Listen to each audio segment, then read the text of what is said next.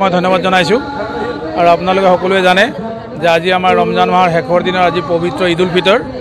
আজি এই ঈদ উল ফিতৰৰ দিনটোত সমগ্ৰ বিশ্বতে আজি এই দিনটোতে আমাৰ ঈদ উল ফিতৰ উদযাপন কৰা হৈছে আৰু এই ঈদ উল ফিতৰৰ যোগেদি আমাৰ মাজত যিটো ভাতৃত্ববোধ আৰু আমাৰ ইছলাম ধৰ্মী লোকৰ যিসকলৰ আমাৰ সকলোৱে আজি একেলগে হৈ পিনে 7খন মছজিদৰ সকলো ব্যক্তি আজি একেলগতে এই ঈদগাহ ময়দানত আজি নামাজ আদা কৰিছে আৰু আমি আপোনালোকৰ যোগেদি সমগ্ৰ বিশ্বতে আমি এটা বাৰ্তা দিব বিচাৰোঁ যে যাতে আমি সকলো এটা ভাতৃত্ববোধেৰে আমি আমাৰ ভাৰতবৰ্ষত আমি বসবাস কৰিব পাৰোঁ আৰু এইখিনিয়ে কৈ মই পুনৰবাৰ সকলোকে ধন্যবাদ জনাই ঈদ উল ফিতৰৰ শুভেচ্ছা জ্ঞাপন কৰিছোঁ।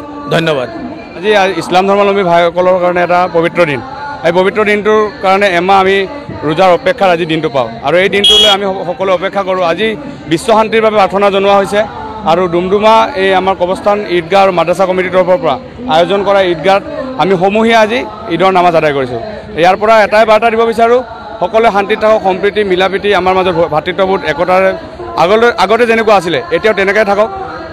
তাৰ জৰিয়তে আমি আজি সমগ্ৰ অসমবাসীকে আমি পবিত্ৰ ঈদ উল ফিতৰৰ আন্তৰিক শুভেচ্ছা জ্ঞাপন কৰিছোঁ। ধন্যবাদ।